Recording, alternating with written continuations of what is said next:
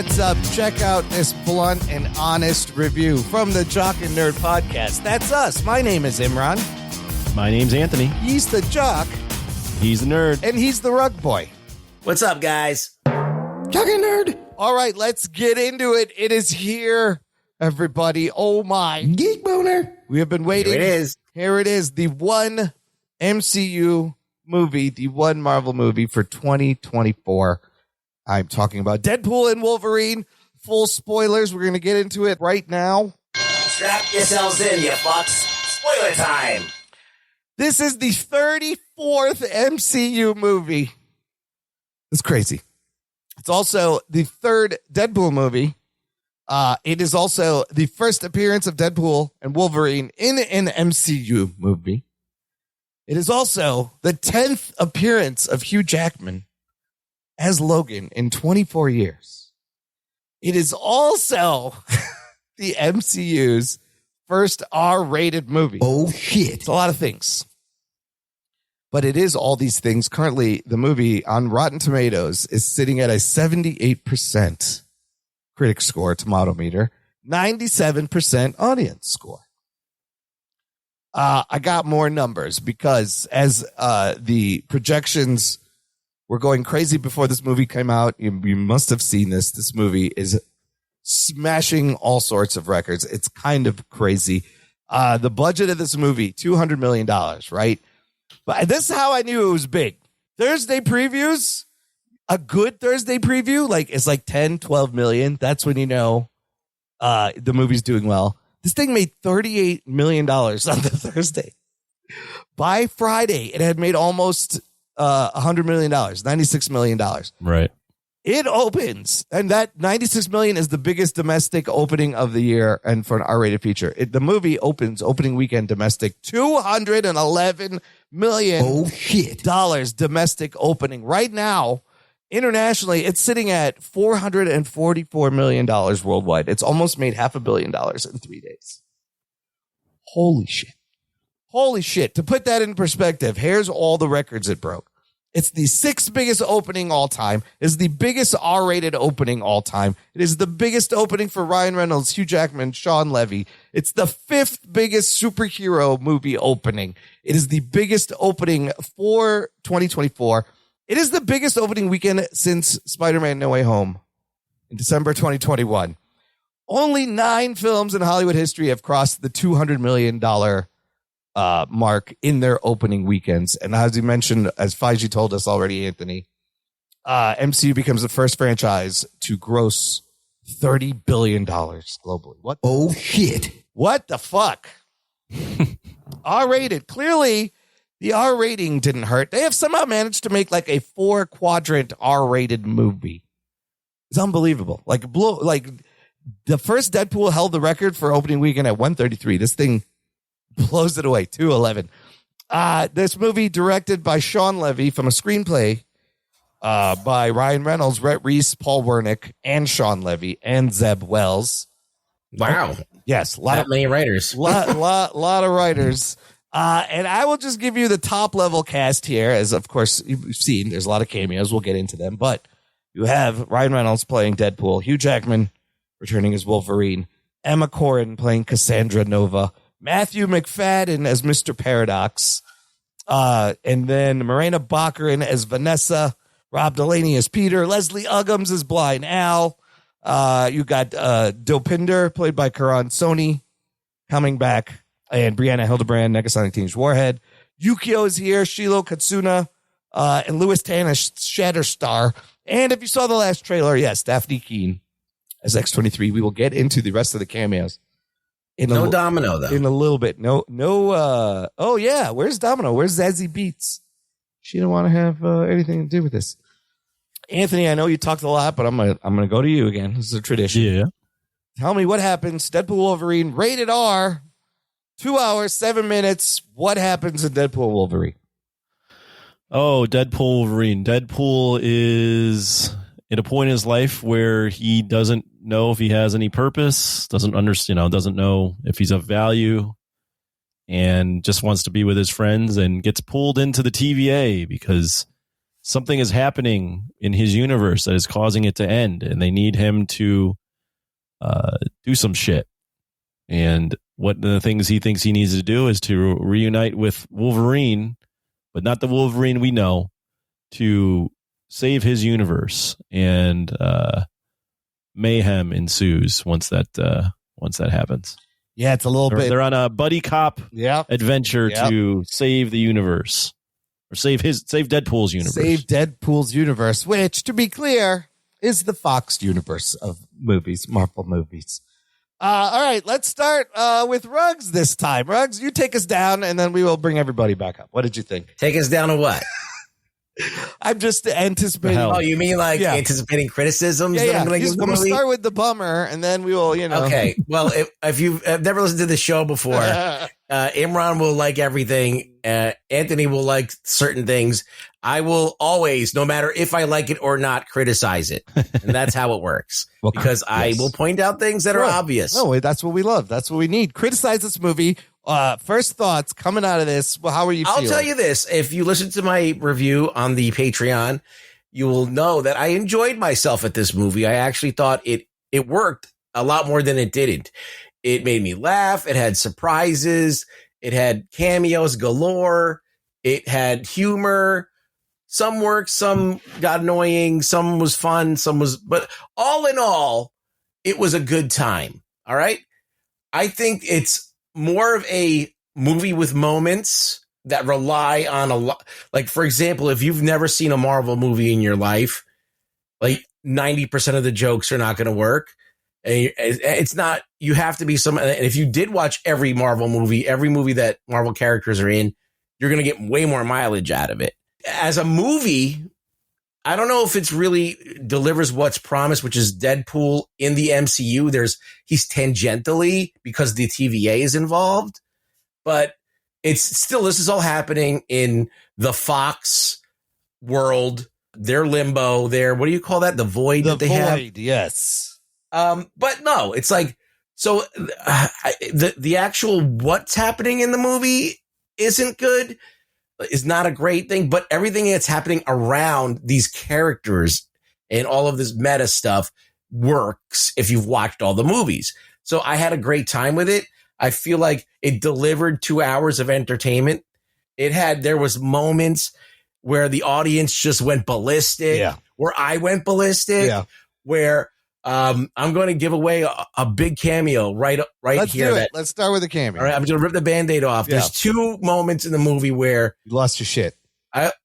Well, number one was Chris Evans is there. Yes. And they fake you out into thinking that he's Cap. It's great. But he's really Johnny Storm. Yes, and he's a dick. It's great. Yeah, and he's a dick. It's amazing. And that whole fake out was a great moment.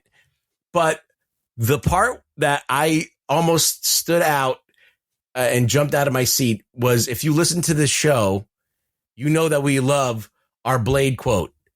And what is that Blade quote? Some motherfuckers are always trying to ice skate uphill.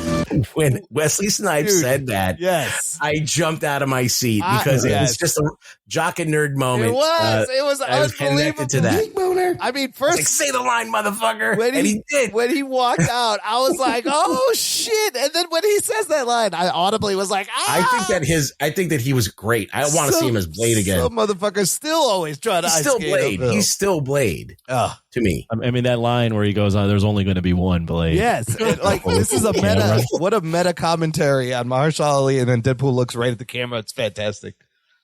But then there's one other part that I lost my shit, is when he puts the fucking mask on.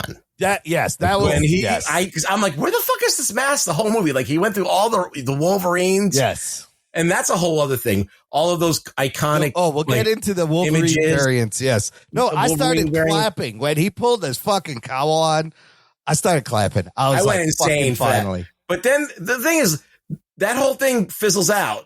How they end that scene, it was so anticlimactic when the other guy comes dressed as Deadpool, and I was like, really? This is how they end the scene? Like, they couldn't figure out a cool way to write the scene ending? What are you talking about? They had a big fight scene, and then all the Deadpool boys show up. And then a guy with a mustache shows up, and then everybody just stops fighting. And they all regenerate, so you can just like stab the fuck They're out like, of them. we all love our Peter. Yeah, and then Peter That is was the it. best in every universe. They're like, Yeah. I don't know. That was dubious. enjoy my Peter.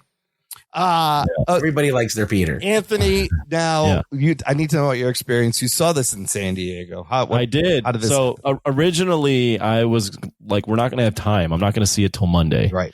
And my buddy Rex was like itching to see it. Yeah. And I was like, let's see it Friday morning. And then I finally realized we have a small window from 8 to 10 on Thursday where we could go see it. Yeah. So I was like, fuck it. We got to go see it because we're going to get spoiled. We got to see it. So me, Chris, and Rex saw an 8 p.m. showing in San Diego on Thursday. And the theater was, electric. It had to be crazy. Sitting in that movie theater before it even started, people were cheering when freaking Happy Hogan. No. What's the actress's name? Oh, from Nicole AMC? Kidman. When she comes, because they were doing the whole intro, and I literally went, "No, Nicole Kidman," and then she shows up, and everyone's like, "Whoa!" People love the Nicole Kidman now for some reason. They're not annoyed. The energy in that theater, was a factor. Overall, I had a blast with me. I ended up seeing it again today. Nice. Before the podcast, just to kind of, and I still walked out with a smile. It's obvious. There are some movies. I'll put it like this, and I think you said this in your instant reaction, Imran. Marvel, when it comes to putting on event films, no one does it better. How much did you miss that? I missed that. We haven't had that. I loved that shared that is part of watching a movie. Like that's one of the benefits of watching a movie in a movie theater with a bunch of fans that have been on the ride since 2008, right? Or even longer, because this unexpectedly was a Fox tribute. Yes, it was like a love letter to the Fox Marvel movies. Right. Absolutely. So I think it ended up being so the movie was a great time. Yeah. It's funny. There's some good action. It's irreverent. Yeah. It's a tribute to Fox unexpectedly. There's some great cameos. There's some great lines.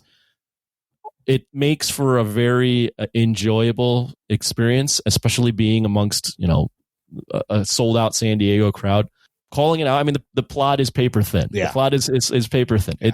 It's all based on Deadpool being written to join in 2018, want to join the Avengers. Yeah. And Ruggs talked about the ending of that one scene. It's just a collection of like, let's travel from one scene to another. And none of it really, Cassandra Nova, her character flips on a dime, goes from releasing them to wanting to destroy the world. Yeah. There's a lot of inconsistencies in the plot. I don't care. Yeah. That being said, you were there. I don't care. No. I don't care because there's plenty of movies that are just good times that have very flimsy plots. Yeah. I think the movie has enough. It's okay because it's a comedy, right? It's also it's okay. It's a comedy. It's also okay because it's a Deadpool fourth wall breaking comedy, right? Yes. So there's things you can get away with in this type of movie that you could not get away with in anything else. So on that note, I had a blast with it. I think it's a really, really fun time. I think the movie also had a lot of heart. The unexpected Fox tribute stuff was really, like we all want to write our ending. They kept saying that, we didn't get the ending again because we never even got a chance, like the Gambit reveal. God. There's so many things, you're not, it's a movie that rewards you not only for being a Marvel fan, but for being there from the beginning when, superhero movies were trying to figure out how to even crawl. Yeah. Right. Yeah. So I think there's a lot of heart there, and I think it's made with a lot of care.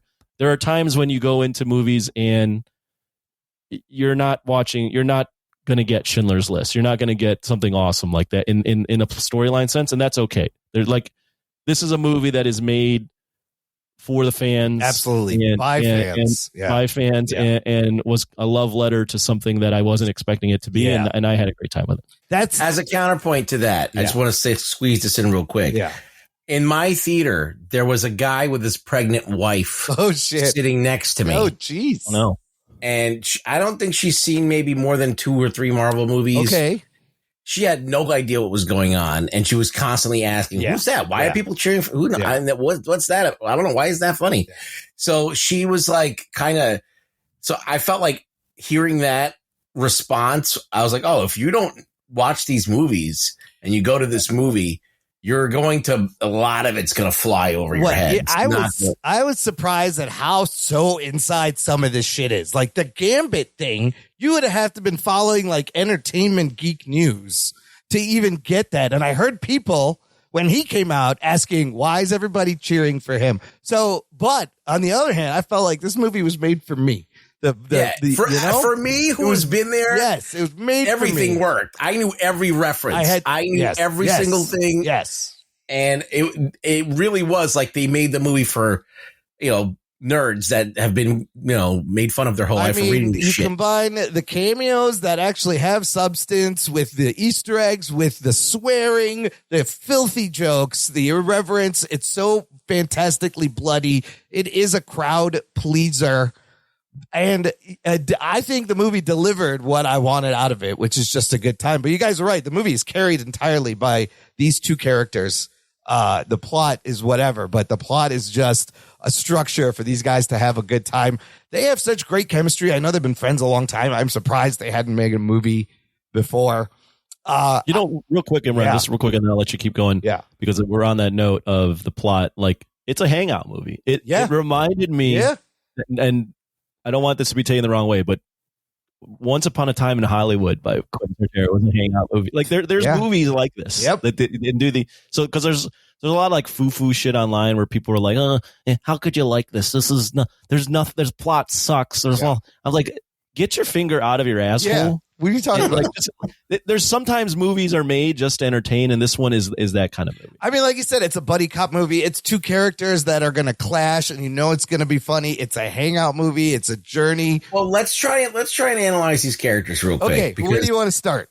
That's where a lot of the movie works. Yeah. All right. So Wade Wilson is the merc with the mouth, Deadpool. He finds out the TV. He's working as a car salesman with his friend after being rejected by the Avengers. He was rejected by the Avengers. He's kind of like trying to live this normal life. Yeah. But the TVA shows up and starts fucking with him, brings him back to the TVA and says, look, the Wolverine is the anchor being to this universe. And since he's dead, right, all the rest of this universe, which you and your friends exist in, is going to disappear. Slowly. Yes. So you can have I'll give you the opportunity to save them, right? Is that what happens? The opportunity was, Paradox basically says you have the opportunity to join the sacred timeline. Everyone else is going away. So he's playing up to what he wants, right? He's like, you'll finally matter. You want it to matter. That's how you matter. Because he goes, you're important down the line. Yeah. They hint that he's important in the future several times, which is kind of interesting. So Paradox doesn't want to wait. Makes a time ripper. He's like, I'm gonna do this right away. They don't know what he's doing, so he's like, fuck off, let me go get a Wolverine. Which, I mean, I love. Listen, I don't even know how to talk about this because the whole. So he thinks he can take a Wolverine and stick it back into the timeline, and everything will be fine. Okay, which kind of is where they ended up.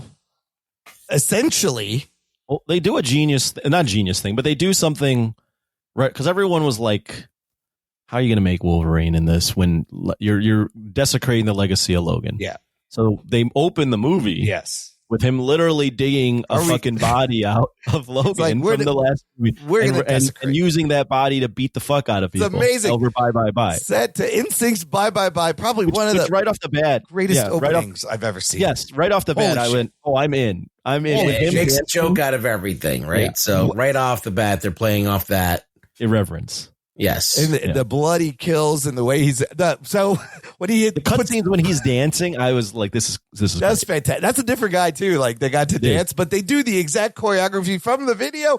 And then that moment where he has the Wolverine's claws on and it's stuck in one guy's ass and the other guy's groin, and he's like, I'm sorry, and they're like, make this stop. It's hilarious. Come on. My theater went nuts when he puts the claws on, unsheaths them, and then the title card comes on. Yeah, it's great. Oh my God. And a great, that's where you go back and find out the story and it comes back to that. Right.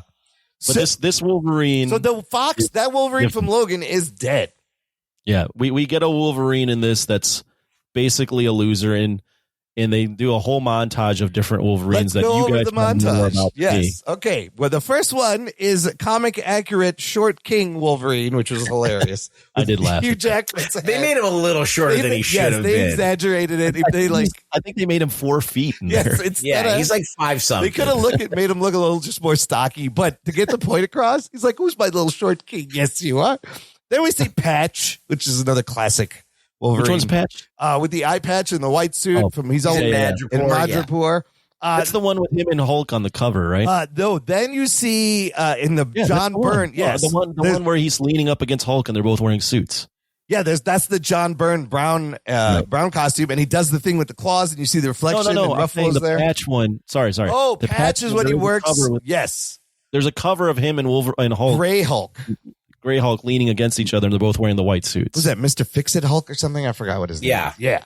Then you see Wolverine on the cross. This probably confused a lot of people. This is a classic cover. That's from the Reavers. X-Men 251, the Fever Dream storyline from 1989. Then you see a Wolverine that's got one hand and he's just beating the shit out of him. That is Age of Apocalypse Wolverine from a 1995 storyline.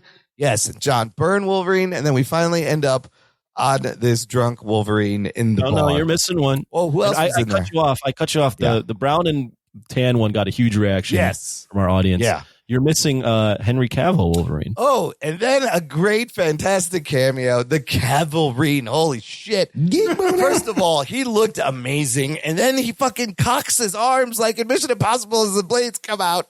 I was like, fuck off. That's amazing. Why can't he be cast as Wolverine? I think he would be great. Till you're 90. Yeah, he's like, Disney dug him up. They're going to make him do this till he's not. The Cavalry, he's like, I speak for everyone, sir, when this is just perfect. And he looked great. Like, that's a better cameo than this Superman Black Adam cameo. That's a better cameo than all of Argyle right there. It's amazing. So good. So Yeah, it was good. It was great. fun. It was fun. It was a fun little montage of all the and he Wolverine. sees he's wearing the suit and he's like, oh, finally, it's only been 20 years. And he brings him back and Paradox is like, it's you are the the loser worst. Wolverine. You are the worst Wolverine. The reason why he's the worst Wolverine isn't good either. So we find out later when she goes in his head, he was drunk at the bar That's it? and all these people came and killed the X-Men. Really? And when he showed up, it was too late and he got so mad, he took out the bad guys and innocent people and killed everyone, I guess. He went crazy. Well, I think they're also hinting that like he had plenty of Charles kept giving him chances to be a part of the team, and he kept like fucking up. He just kept getting drunk. He kept. I just letting- feel like that's super He's just convenient drunk. writing. It's a little convenient. It's a little contrived. But and he was I never wore the suit, but then this is why he wears the suit now to Okay, remind that's good. I like to that. remind and them he all doesn't. Well, he apart. doesn't wear the suit because he didn't want them thinking that he wanted to be there. Oh, That's what he right. says. Right. He says Scott kept begging me to wear the suit, but I didn't want them to think I wanted to be there. But he clearly loved them. And I couldn't think of a better thing though. It was so bad. Wait, It's terrible. going back a second, that scene where he gets his suit, first of all, is hilarious with all the slapping of the ass and the groin. And the suit looks great, but he sees Thor, he sees the Dark World with him Thor cradling his head. And he's like, why is Thor crying? I thought that was weird. That's got to be something they're hinting at. I don't know what he's. I think it was just a bit. It was just a bit. Throughout the thing, he keeps imagining that he's with Thor. He wakes up from like being knocked out. Thor. Yeah, Or he's always Thor. dreaming of Thor. When he comes back from the suit, he's like, this suit's amazing. By the way, your tailor is a predator. And he just keeps talking. And then that guy that catches him, he's like, we call your wife? He's like, oh, I'm calling human HR. resource. HR. It's like, does your wife work at HR? This guy knows what I'm talking about. So he brings the worst Wolverine and Paradox promptly prunes him. I loved Matthew McFadden as Paradox. He was really fun. I did not expect him to be like a bad guy, like a rogue TVA agent, as one of the bad guys. I thought that worked. And he was funny. He was funny. He was funny. He was funny. He's funny. And I mean, at this point in the movie, I mean, if you're here, you like Ryan Reynolds, but I think another part of your enjoyment for this movie is how much do you enjoy Ryan Reynolds' humor? Because Ryan Reynolds' humor is full blast. I mean, just all about ass play Yes. and like dick jokes and all being this is great. pegged. Like, Rapid fire. yeah, it's just one after the other, and you know, inside jokes. So you have to if you find Ryan Reynolds grating, this is not your movie. Oh yeah. No, because it's coming fast and quick. I do think he is the perfect person. This role is just, he's perfect in this role. And Jackman is perfect in this role. And it was so good to see him back as Logan. Well, that's a thing that works, I think, in Ruggs. You brought up, analyzing the characters. I think Wolverine's character, Jackman does that role so well. And Wolverine's character can play the straight man to Deadpool. So it's not, foil. Even though they're two different characters, they kind of work well off of each other. So I think that made it, it contributes to the enjoyability of the movie. The dynamic is like he can't stand Deadpool, but he's working with him. Chemistry is fantastic too. Every time they talk. So they fight a couple of times. We get the first fight in the void, which is kind of fun. He has adamantium swords, Deadpool. A lot of stabbing, but it is two guys who can stab the shit out of each other, and ultimately nothing's going to happen. So it's a good thing because you can do crazy shit. And then this is when we get the Chris Evans cameo, which is hilarious because when Deadpool's like, oh my God, he's going to say it. He's like, Avengers. And then he goes, flame on. It's like, wait, what now? And it was just perfect. They fooled me. Because they put the stripes on his arm. Also, when you just see his arm, I love the whole wall. He has some red on his arm and everything. Yeah, also, when they introduced Deadpool to the Sacred Timeline, the first images you see are Cap. So it implants in your brain that Cap is in the movie. That's right. Oh, that's right. They were showing you all the Captain America movies. Right. Great bait and switch, but what a full circle moment for Chris Evans from his first superhero role back to this. It was probably, they saw this and they were like, you know what? We could get Robert Downey Jr. back. This works. It's the same thing. But a little different. Pyro takes him out, and it's so funny because he lands on his nuts and then just fucking slams down real hard. And they get captured. Oh, wait. And he fights Sabretooth. Quick fight. Taylor-made. Cuts his head right off. He does the Mad Max lines where he's like, look at your queen, Furiosa. It's kind of funny. He's like, we can't talk about it. Then we meet Cassandra Nova, and I really loved Emma Corrin as this character. She's charismatic. I love her accent. She seems unhinged and evil enough. And they do go with the She seems pretty OP, as the kids would say. What does that mean exactly?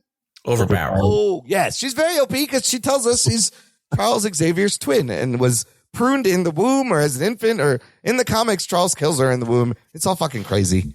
But I thought that X-Men shit can get real weird. Yeah. I mean, they fucked up their own timeline, so it doesn't even matter. But she's telling us about all the variants that show up there and she's just playing with them. I thought she was great. I liked she does flip weird at the end. And then what did you wait before you get to the next part? Yeah. I just want to call out some of the cameos you see. So you see, obviously you see Sabretooth, but you see Pyro, you mentioned. Yeah, Toad. You see Toad. Yeah. You see Juggernaut. Yeah, you see Juggernaut.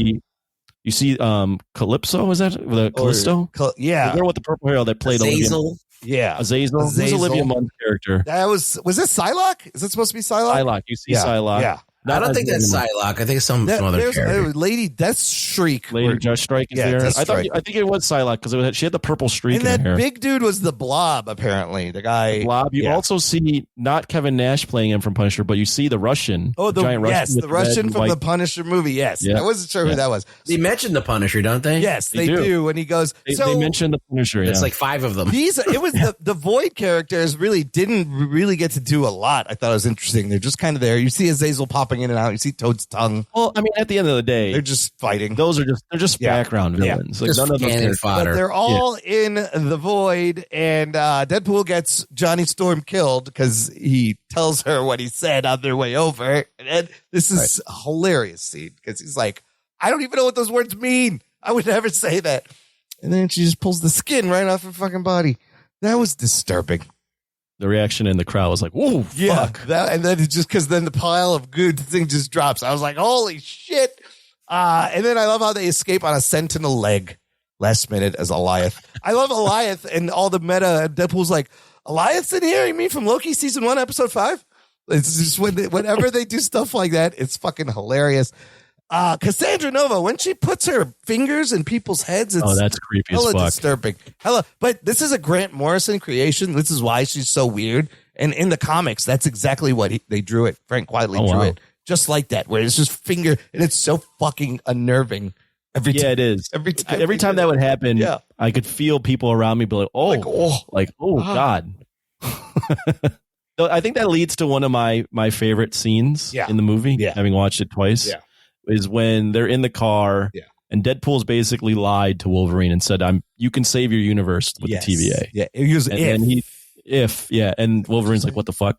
And basically he goes, I made an educated wish. They have the whole discussion, and then Wolverine goes off on him. Well, he goes, first off, he say one more word and he says like gubernatorial. I forget. Gubernatorial. That's funny. And then Wolverine just goes off on him and he tells him how much of a loser he is.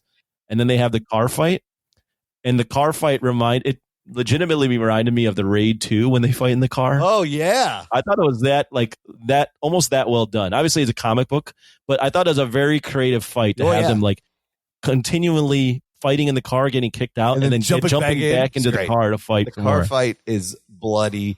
There's some hilarious lines, like because there's a whole Honda Odyssey thing where because he's selling cars, and then he's like, "I take it back. That Honda Odyssey fucks." After it's all bloody. Ruggs, what'd you think of that whole section? This is also where we meet Nice Pool and Dog Pool. Oh yeah, I like Nice Pool, and I like Dog Pool. I feel like they overdid it with Dog Pool a little bit. It was a little padded out. Like you didn't really they padded it out a little bit. It could have been short and sweet. Yeah. But that whole scene where they go and they see whatever her name is, Xavier. Cassandra Nova. Mindra, Cassandra, what's her name? Cassandra Nova. Yeah. Cassandra Nova. I felt like I was like a little underwhelmed by that. Like she was cool, but all those, as I said, the cannon fodder that's just there, they didn't really do much. They were just kind of like there. Once they get into this kind of part of the movie, I actually think without that fight being cool, I feel like this is where it starts to like kind of be a little weaker. And Dog Pool and Nice Pool come along, and Nice Pool. It's good for a laugh. I feel like they went on a little too long with it, but then they get to the cool part. Yes, one of the cool scenes.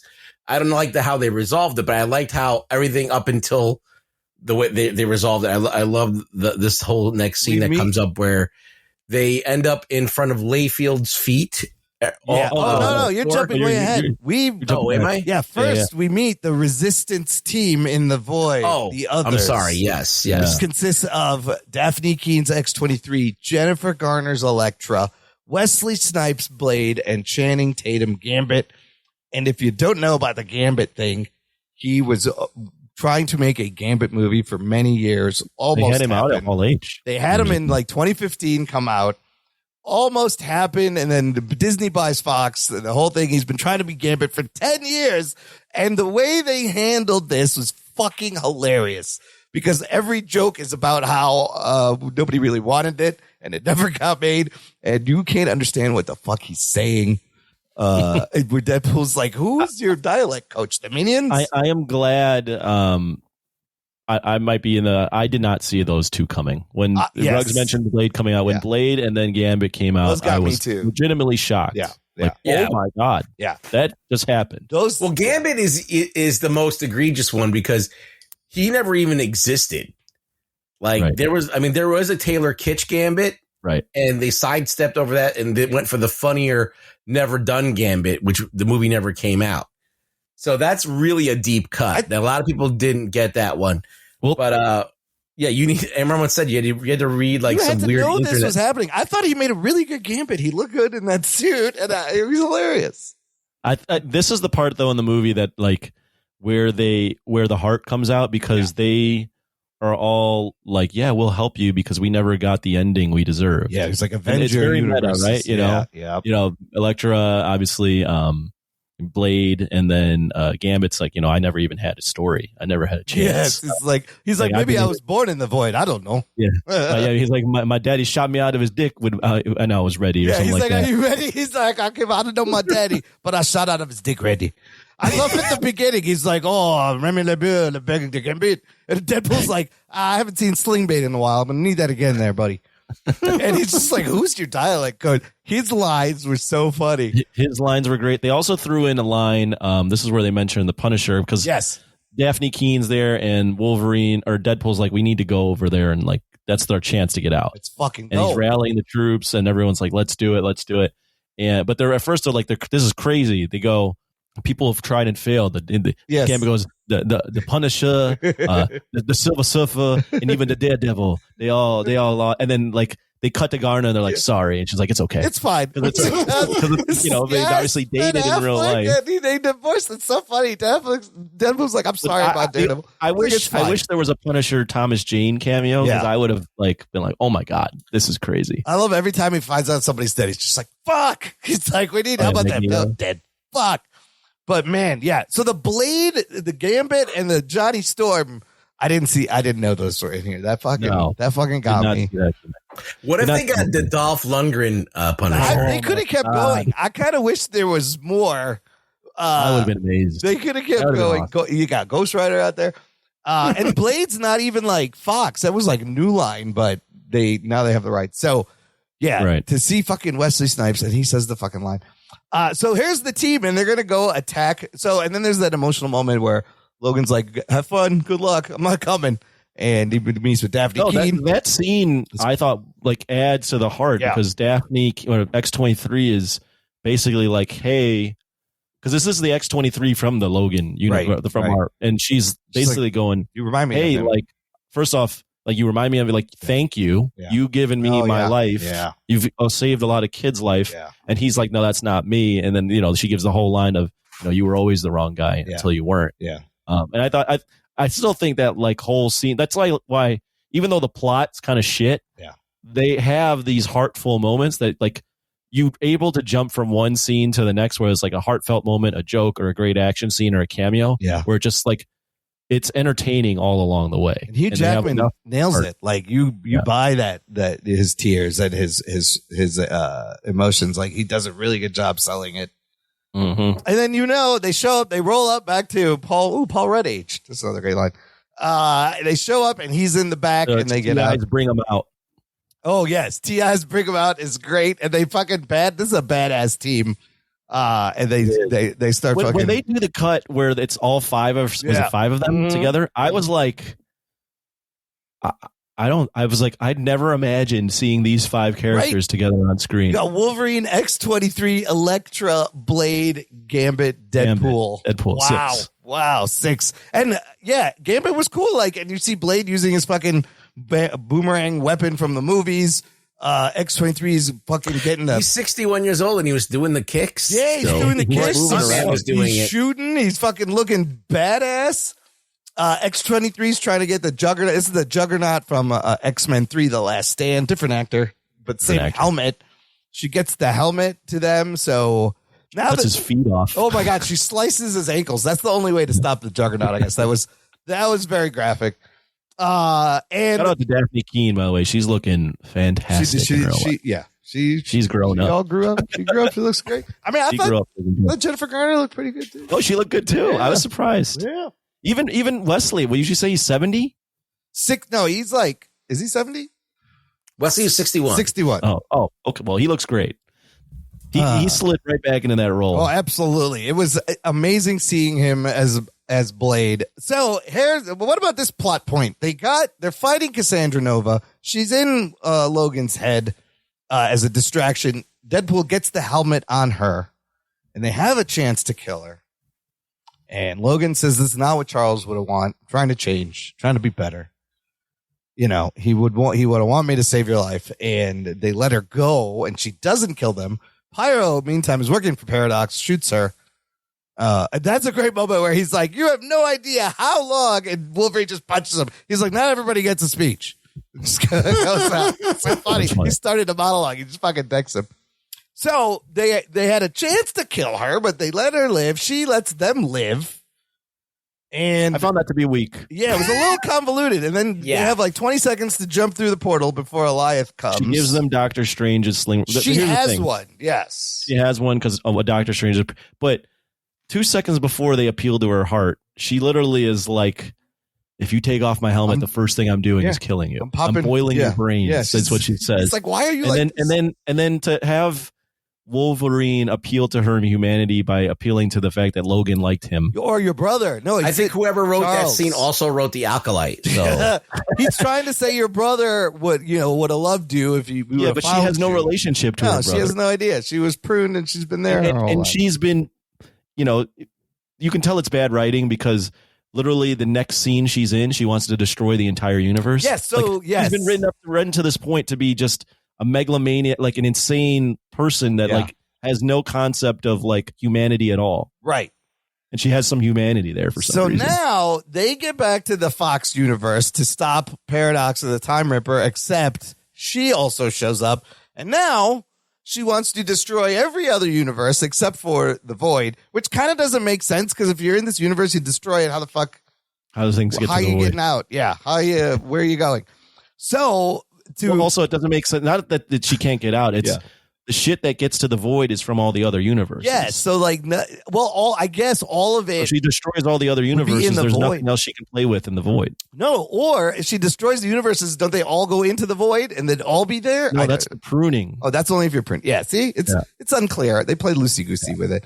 So to distract them and to stall, she orders the Deadpool Corps to show up and kind of slow them down. And now, here we go. Deadpool Corps cameos are as such. You do have Blake Lively voicing Lady Pool. That was her voice. Matthew McConaughey was the voice of that cowboy Pool. Nathan Fillion was the voice of the head Pool. And their kids, Ryan Reynolds, Blake Lively's kids, Inez and Olin Reynolds, played Kid Pool and Baby Pool. And then he even had a Welcome to Wrexham cameo. Paul Mullins was Welsh Pool. Then you have Dog Pool and you have Nice Pool, who we learned does not regenerate in a hilarious scene. great. That was great. When him getting shot and not being able to regenerate, He's like, why'd you do oh that?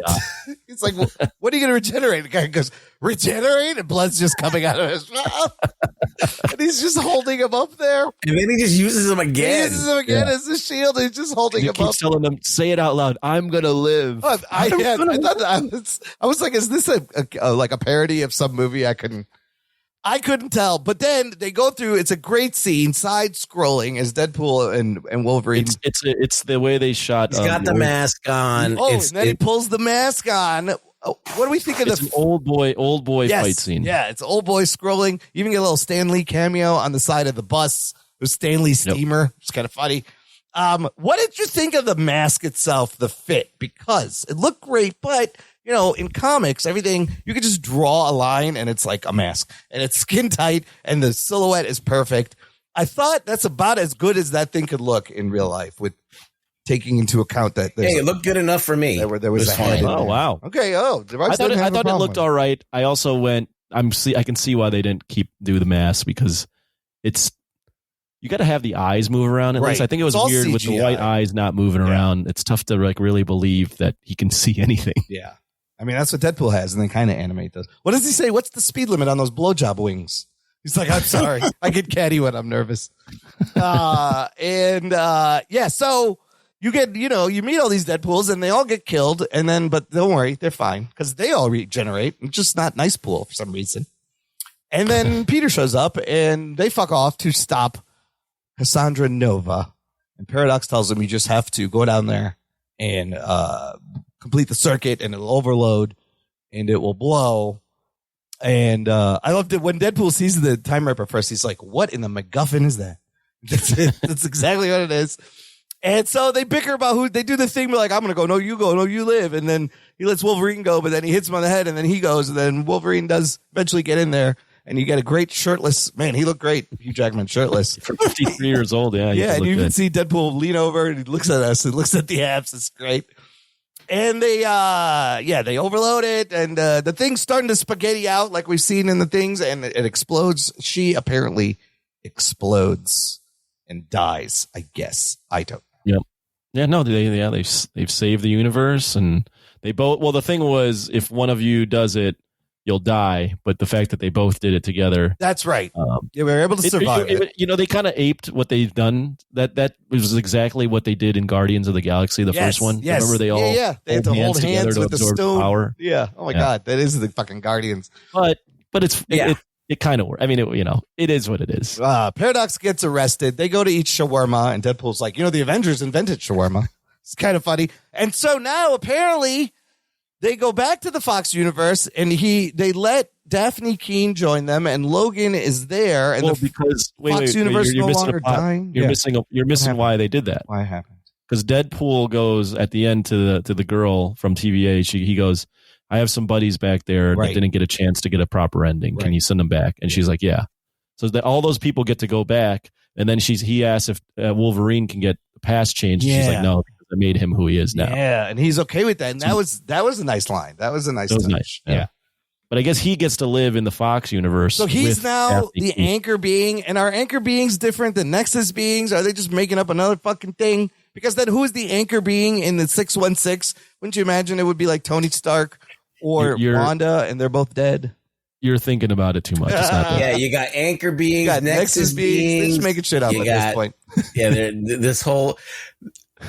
But when I went into this movie, I thought that we were going to get the universe melding where the Marvel universe can now, I guess, start incorporating the X-Men and all this other Fox stuff, but there's still a division. I feel like so they left this in a way. This is an MCU movie that has Deadpool and Wolverine in it. Deadpool and Wolverine not necessarily in the MCU. I mean, they're not in the sacred timeline. They're not in the sacred timeline. Deadpool's there only in 2018. Logan never even goes to the sacred timeline. This was entirely a love letter to Fox and kind of closure, but they left it in a way that if this movie bombed, they could just write this off. But now they can always, they're going to be in Secret Wars. They can always pop over. The Fox universe is still technically alive. It's Earth 10,005.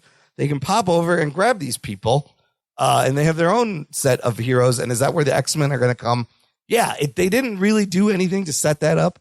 It is a standalone movie. So let's get to the first credit thing. So wait, yeah. Did we ever just establish if in Deadpool's world the X-Men exist? Yes, the Deadpool universe. And they're not all dead? They're just never been seen? Is the X-Men? They exist. Yeah, they exist. I don't know if where they're at, but they exist. We don't know which X-Men they are, though. We don't know which ones are still around because we know that Wolverine obviously is dead. So in the Marvels where we saw Beast in that other universe, is that this same? Was that 10,005? Logan, even for a while, wasn't supposed to be in the Fox universe. That was going to be in a different thing. Listen, it's a mess. This, I know what the movie teased. Yeah. Which I get why Ruggs was a little disappointed. I think the movie teased that, but it's not meant to be. It's not meant to answer any of those questions. No, it's not. What it's not trying to. What it's meant to do is make you nostalgic for the Fox movies. During the credits, they play this lovely video set to the tune of Green Day's. What's that song called? It's the sappy, emotional, nostalgic song. Time of Your Life. The Time of Your Life, and they running back. That was nice. Behind the scenes clips from the X-Men movies, the Fantastic Four movies, the Blade movies, and Daredevil. You see how young fucking Hugh Jackman it was in the beginning. It's kind of crazy. He was. Shut up for a second, real quick. He was unknown. I think I liked that because I just want to go on a little Fox rant right here. Yeah, we've done this podcast for 9 years. We've done our fair. 10 years. We've done our fair share of shitting on Fox and all that stuff.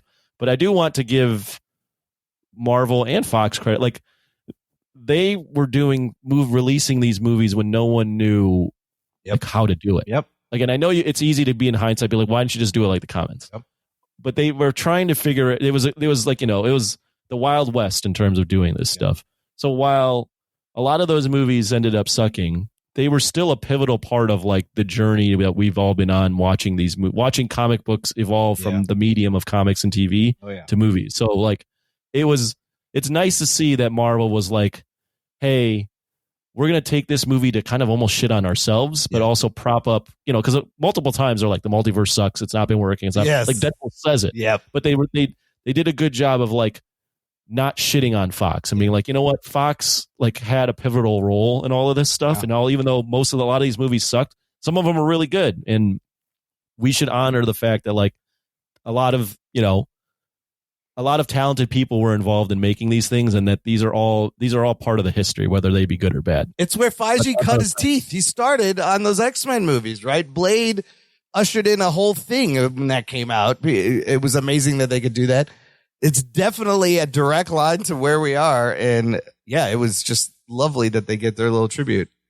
You know, even you get the Fantastic Four and Daredevil and Elektra, and like those movies weren't great, but yeah, no one never did that. Yeah. No, we'd never seen them before. Fox walks so Marvel can fly. Right. Yeah. I mean, they even talk about how like they wore black leather because the Matrix was big and they didn't want to go crazy, and they didn't let anybody read the comics. That's why they needed Feige as a PA assistant, whatever, to fill in everything. Like, it's definitely in the DNA, and it was great. Then you get a post credit scene, an actual post credit scene, and we find out that Deadpool was not lying about what Johnny Storm said about Cassandra Nova on the way over, as he does in the amazing rant. And then I just love Deadpool just going, "Gotcha, fuckface," and it just cuts to black. He's like, "Oh, what does he say?" I wrote some of it down. There's something about juggernauts. Oh, he just goes off. He's like, "I won't be happy until I've urinated on a freshly barbecued corpse and fucked the charred remains or gargling juggernauts. And he's like, "And you can quote me." And Wade's like, "You go, girl." He's like, "Holy shit, you're crazy." It's because we're so used to Chris Evans as Cap. He's such a dick. It's great. We didn't, we forgot how he played Johnny Storm. See, it's perfect. RDJ is going to play a bad guy. It's a great flip. It's a great, but you could do it. You just make him a dick. It's a little different. And Johnny Storm was a dick in those movies, which is it's great to see Chris Evans back. Some of the lines we didn't go over where he goes, "Welcome to the MCU. You're joining at a bit of a low point." It's fucking fantastic. It's true. With the guy in the beginning, the TVA guy's like, he was the only good thing to come out of Canada. And Deadpool's like, "Get my country's name out of your fucking mouth." Just like Will Smith. We did that one. Oh, there are 206 bones in the human body. 207 if I'm watching Gossip Girl, which is a Blake Lively reference. Oh, right. when he gets in the team and he does the aside to the camera, he's just like, "Suck it, Fox, I'm going to Disneyland." Break the screen. That's hilarious. The Nice Pool does a fourth wall breaker. He goes, one thing, the proposal. He goes, "What are you, improv? You think that's what I do?" I love also in the beginning that guy Buck with the big beard. When he's talking and he says something, he's like, "Whoa, bitch, are you improving right now?" It's like, "I'm talking." Because he was supposed to have no lines. Yes, he said that twice. There's only one blade, only ever going to be one blade. Some motherfucker's still trying to ice skate uphill. The cocaine conversation is great. Oh, when in the beginning, when he's giving Happy Hogan shit about being first of all, he's like, "Is the man going to come in here?" He's like, "Well, he doesn't do those things anymore." He goes, "What, cameos? No, meetings." They're talking about RDJ. And he's like, "What's your superpower? Parallel parking?" Yeah, because he's saying, that's funny. What do you want? Us? We don't. He's like, "What do you mean us?" He's like, "You're part of the Avengers?" We talked about, I don't know my daddy, but I'm sure I shot out of his dick ready. That's also a really funny line. He fucks. Oh, there's a line when he introduces Wolverine. He goes, he's usually shirtless, but he's let himself go after the divorce. Hugh Jackman recently got a divorce from his long time God. wife. He calls him Hugh several times also. Oh, does he? Yes, it's hilarious. Yeah. He does. Yeah, there's a lot. There's a lot to really digest in terms of, jokes and lines and cameos. I saw it twice. It's great. Had a great time. Yeah, it's great on multiple views. I saw it twice because it was the first time people were laughing so much. I was missing fucking lines. It's like that funny, that fast. I actually thought about seeing it a second time as well, which is a testament to how entertaining the movie is. It's just fun. Well, I listened to Ruggs's instant reaction because I was enjoying the movie and I went, I need to get humbled and listen to Ruggs. That's where you go. I know he's going to say some shit that's going to piss me off and then make me rethink the movie. But I was surprised. When Ruggs was going, I had a great time. I was, laughing and, ecstatic about moments. I was like, Ruggs never shows enthusiasm like this. I was like, wow, this movie even kind of won him over despite a really shitty plot. Yeah, it had some great moments. It had great surprises. Like I tried to avoid a lot of the stuff online. So I wanted to be legitimately thrilled when I went to the theater, and I was. And the fact that a lot of the fans were out that night and got a lot of these references. It all helps. I also said in my review that I didn't like any of the mechanics of the film. I just liked the moments, and the characters. Yeah, right. Like Jackman and Reynolds playing off of each other, the straight man and the wild man, works very well. Mm-hmm. And it's just fun. So I feel like even though the movie isn't the strongest plot wise and just anything that really makes sense, but right, it's they pack it with so much, as Imran said, it rewards you for watching all those movies. Yeah. It rewards you for being a fan. And unlike the pregnant lady that was sitting a couple of seats away from me, I got every fucking reference and I knew it. And it did hit in all the right ways. So it's an enjoyable film. It's fun. I wanted to had the inclination to go and watch it another time. That's how much fun I had. And just like Imran, I probably knew I missed out on a couple of things and I wanted to see it again because those times I was laughing and stuff was happening and I didn't catch certain things. But I think it's a good time. I don't think it's a bad movie. I think there's things that could have been written a little bit better and a little bit more. The tease of it being the MCU and the Deadpool universe kind of colliding was kind of like a soft. It wasn't really to the degree that I thought they were going to do it. I thought it was going to be really more monumental than it was. It's a little bait and switch. Yeah, a little bit, but it's okay. Still works. But those are some of the bad things. But I did enjoy myself. At the end of the day, when someone asked me, did I like it? Did I enjoy myself? I absolutely did. And I think anybody who's seen most of these movies is going to have a good time. They might not like the movie plot wise or what it amounts to, but in that moment, they're going to enjoy themselves. Anthony, wrap it up. Final thoughts. Give me a number. Rate it if you want amongst the Deadpool movies, amongst the 34 Marvel movies. That's hard. Yeah, that's hard. That's hard. Well, I can do that for you, though. I think the original Deadpool is probably still the best one, although I haven't revisited that one in a while. But this movie's great. I mean, this movie, it's great in its own way. I think we've kind of harped. We've given this movie its fair share of love. So I don't know if I need to repeat it, but it's just a great time. Marvel again there's so much history now with Marvel and just superhero stuff on screen that if you make a movie that can pull at some of those things that we've seen in the past and do it well enough where there's it's not cheap like The Flash, where you're pulling out Christopher Reeves and CGIing him. Yeah. That's the wrong way to do it. I feel like this movie did it in a way that's irreverent yet reverent, right? Because Deadpool is an irreverent character, but they were reverent to all the things that came before it. And so I truly enjoyed the film. I had a great time. Marvel can pull off event films like no one else. They have a lot of things to mind to do it. So I would give it an 8 out of 10. I looked at where I ranked it amongst the 34 films. Yeah. And I had it around the 11, 12 mark. Oh, okay. Somewhere between 11 and 13. I like that. That feels about right. Yeah. I think what would have made it obviously better is a more well-constructed plot that was made sense, but the movie is not that deep. It's not trying to make an awesome plot. It's just trying to make you hang out with these guys for 2 hours and enjoy yourself. All right. There you go. Ruggs? Yeah, in spite of its flimsiness and weak resolutions and character moments here and there, I do think that it was self-deprecating enough to do the opposite of what She-Hulk did, where it tried to be meta, but it was meta in the wrong way. Yeah. And this was actually taking Marvel to task a little bit, and Fox and Disney corporate thinking and all that type of stuff. So it was clever in that way. So even if the plot wasn't clever, that was clever. And it balances out. It all washes out to a good time. I'm also going to give it an 8. And I think I would like to see it a second time. How do I rank it in the scheme of all Fox movies? Or what about out of the 3 Deadpool movies? Out of the 3, I think this is probably second best. I think, or tied with I think this is better. A little bit has more moments than Deadpool 2. I think Deadpool 2 is a pretty good one, but the first one is got the most heart.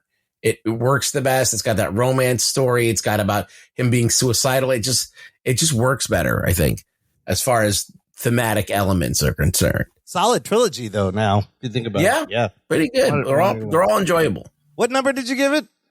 8. I'm going to give it an 8. Okay, and do you want to put it somewhere in the 34, roughly? 34 which movies? All the Marvel movies.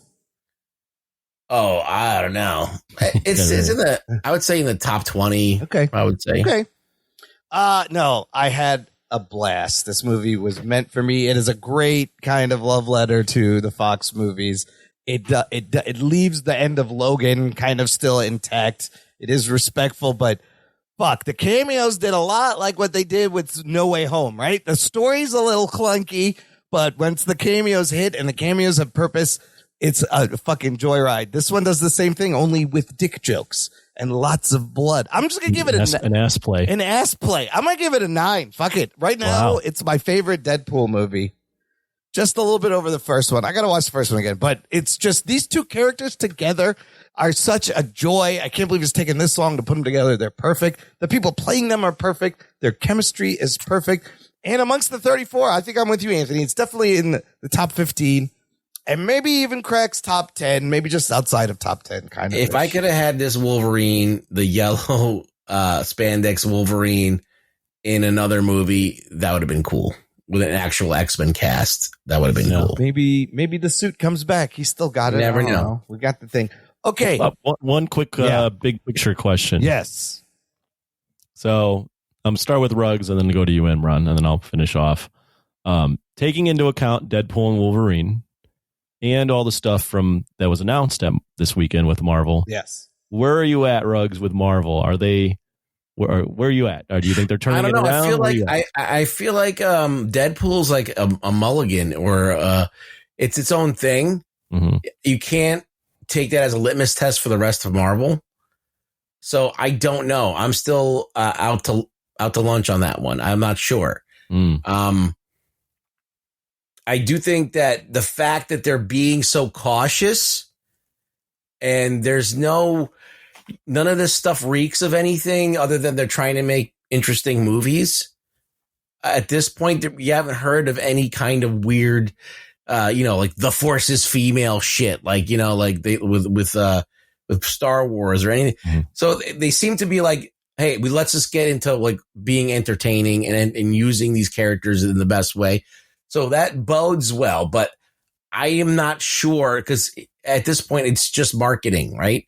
Mm. Until I actually see a movie, I could make that claim, right? Deadpool, as I said, I can't really count it because it's Deadpool. It's got so many things that it can do that a movie can't do. That it's almost unfair. It's a comedy. It can get away with a lot of stuff. It's a meta comedy about. So it's doing things that Marvel movies are not going to be doing. Hopefully, they're not going to be an outlier. Really, yeah, it really is an outlier. So I can't answer that question. Look, I would say this one. In fact, factoring into the RDJs, like everything. Yeah, this 1-2 punch, right, with this movie coming out and the San Diego Hall H is definitely working the PR magic Marvel needed. Now, if you were to ask me, is the MCU back? Honestly, I felt after watching the movie, Anthony, I'm like, almost. It's trending that way. It's very close, and it's going in the right direction. I like what the way the FF looked was really cool. And then them just getting everyone's eyeballs with the RDJ thing. It appears to the general public that Marvel is got their shit together. So I think that's good. And Deadpool is a step. It's a step in the right direction. But Ruggs is right. It's a fucking outlier. Nobody else can do this. Like fourth wall meta breaking. Only Deadpool can do this. It's almost unfair, but they used it well. I think they knocked it out of the park. So it's not all the way back, but it's close. What do you think, Anthony? I agree with you, Imran. I think they're heading in the right direction with Deadpool, and I obviously saw other stuff over the weekend. So I think there's hope to turn it around. I don't know. I can't say for sure. because there's obviously, you got to really, I'm very curious how 2025 plays out with some of these movie releases. Yeah. I'm not even going to count the TV show stuff. So Right. if and when they release Agatha and Ironheart, if those suck, I'm just going to be like, those are things that they made when they were greenlighting everything. Like I almost feel like those things got to just be like taken out of the equation. Yeah. But I want to see how 2025 plays out with Captain America. It's a big year. It's a big year next year. It's a long ways away, though, a lot of this stuff, right? Yeah, it's like and- 6 or 7 months away. February, you got February, May, July. So, Anthony, let me ask you, you seeing all this stuff, how did you feel? Like, did it remove all hesitation, or is there still a little bit of hesitation left? I mean, seeing it all live, you're just like, you can't help but be like, whoa, this is awesome. Yeah. It's just kind of that room and that energy. Yeah. Being in that room, everyone's It's just the experience of just being there. right. As I've had some time to digest everything, I am excited. I think I'm excited. Nice. Geek boner. I think the RDJ thing did what it needed to do for me, whereas it got me going, whoa, like what happened? Where is that going? Yeah. But I also, the back of my head, our Doom is his own character. I don't know about. I also, I know, and everyone knows that follows this like we do, that this was not Plan A. Right. Right. So they are rewriting this shit on the fly. Whereas when Avengers and all that stuff that run from 2008 to 2019, I'm sure there's stuff they wrote on the fly. Yeah. But they knew They had a plan. They had a plan that Thanos was going to be the guy. This has not been the plan. It was going to be Kang and Secret Wars. Now they've pivoted to Doom and they're doing this. So I'm willing to give them a chance, but I also know this wasn't the first idea. This is probably Plan D or Plan E. So they're pulling a rabbit out of the hat. So I want to see what happens. I think it's about as good as a pivot you could make at this in their situation. I guess it worked. I don't know.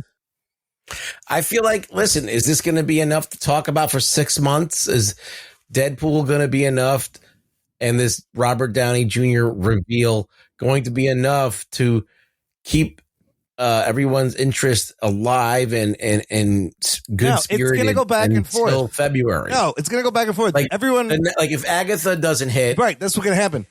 And then or Ironheart doesn't hit, and they're having these every week. The episodes come out, and then all of these podcasters and stuff or YouTubers are shitting on it because it sucks balls. It's gonna dwindle back down. Right now, everybody's like, Marvel is back. Agatha's come out. Everyone's be like, Marvel's dead. Then Captain America's gonna come out and be like, everybody's Marvel's back. We got D23. Hopefully D23 should be interesting. I'm looking forward. They have something to talk about there. I need to see Daredevil. I need to see what they rescued this Daredevil show. Yeah. Hopefully, That's why I'm saying 2025 is huge because they need a run where they have a string of really good movies. Like if you remember back before, let me actually just pull it up.